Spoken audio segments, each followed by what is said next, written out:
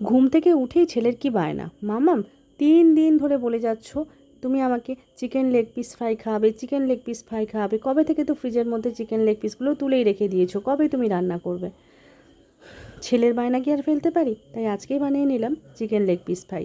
এত সুন্দর মুচমুচে খেতে হবে সেটা আমিও নিজে ভাবতে পারিনি। রান্না করার পর খেয়ে দেখলাম এটা অসম্ভব সুন্দর খেতে হয়েছে। তো প্রথমেই আমি এখানে 2টো চিকেন লেগ পিস নিয়ে নিয়েছি। অবশ্যই এটা সামনের রবিবার দিন যে বাড়িতে মাংস আনা হয়েছিল সেখান থেকে 2টো লেগ পিস আমি বাঁচিয়ে সরিয়ে রেখেছিলাম, সেইটাই আমি নিয়ে নিয়েছি এখানে। তো তার সাথে আমি পেঁয়াজ আদা রসুনের পেস্ট দিয়ে দিয়েছি, একটু একটু হলুদ গুঁড়ো, লঙ্কা গুঁড়ো আর লবণ দিয়ে খুব ভালো করে দলাই মলাই করে মিশিয়ে নিয়েছি। এরপর একটা স্পেশাল সস বানিয়ে নিয়েছিলাম, শেজওয়ান সস, একটু টমেটো কেচাপ, একটু নর্মাল টমেটো সস আর অরিগানো চিলি ফ্লেক্সের একটা স্মুথ ব্যাটার দিয়ে আমি চিকেনটাকে ভালো করে ম্যারিনেট করে নিয়েছিলাম।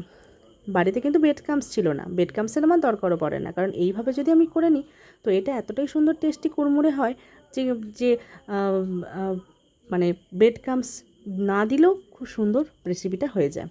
তো এভাবে আমি ময়দা নিয়ে নিয়েছি। ময়দার উপরে একবার কোট করার পর ফ্রিজে ঠান্ডা জল রেখেছি, সেই ঠান্ডা জলে ভালো করে ডুবিয়ে নিয়ে আবার একবার কোট করেছি। এরকমভাবে 3-4 বার ভালো করে কোট করে নিতে হবে। যত ভালো করে কোট করবে ভাজার সময় ততটাই জিনিসটা মুড়মুড়ে কুরকুরে একদম ক্রাঞ্চি হয়ে যাবে। তো আমার একবার কোট করা হয়ে গিয়েছে, পুরো রেডি হয়ে গিয়েছে আমার একটা চিকেন লেগ পিস। এবারে আরেকটার পালা। এবার এটাকেও আমি সেরকম একইভাবে ময়দা দিয়ে খুব ভালো করে মাখিয়ে নিচ্ছি। তারপরে ঠান্ডা জলের মধ্যে ডুবিয়ে 3 থেকে 4 বার আগেরটার মতো করেই আমি ধাপে ধাপে এটাকে ভালো করে ম্যারিনেট করে নিয়েছি। ম্যারিনেট করার পর আমার হয়ে গিয়েছে অনেকটা দেখতে এরকম হয়েছে। এরপরে কড়াইয়ের মধ্যে তেলকে ভালো করে গরম করে নিয়েছি। গরম করে একটা একটা করে আমি চিকেন লেগ পিসগুলো ফ্রাই করতে দিয়ে দিয়েছি।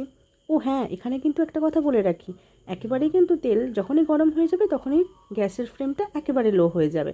কারণ যদি আমরা গ্যাসের ফ্লেমটা হাই করে রাখি তাহলে হবে কি, বাইরে থেকে তো দেখতে খুব মুচমুচে ক্রিস্পি হয়ে যাবে, কিন্তু যখনই কামড় বসাবে তখনই দেখবে ভেতরটা পুরো কাঁচা, একদমই সেদ্ধ হয়নি। সেজন্য চিকেন লেগ পিসটাকে সেদ্ধ করতে দেওয়ার জন্য লো ফ্লেমে যদি আমরা রাখি তাহলে বাইরে থেকেও যখন যখন লাল কালারটা আসবে মনে অবশ্যই ভেতরটাও অতখানি স্মুথ হয়ে ভাজা হয়ে যাবে। তো ওই যে আমার ভাজা কমপ্লিট হয়ে গিয়েছে, এতটাই সুন্দর দেখতে হয়েছিল যে কি বলবো, দেখে আমারই জিভে জল চলে এসেছিলো। ব্যাস, এবার ছেলেকে দিয়ে দিলাম সস আর পেঁয়াজ সহকারে একদম গরম গরম চিকেন লেগ পিস ফ্রাই। ছেলে তো মহা খুশি, আরাম করে সে খেয়ে নিল। আর খেয়ে আমাকে অবশ্যই একটা সুন্দর সার্টিফিকেট দিয়েছে, বলেছে মাম্মাম তুমি কিন্তু এবার একটা রেস্টুরেন্ট খুলেই ফেলতে পারো, কারণ তোমার হাতে চিকেন লেগ পিস ফ্রাই তো একদম KFCকেও হার মানিয়ে দেবে।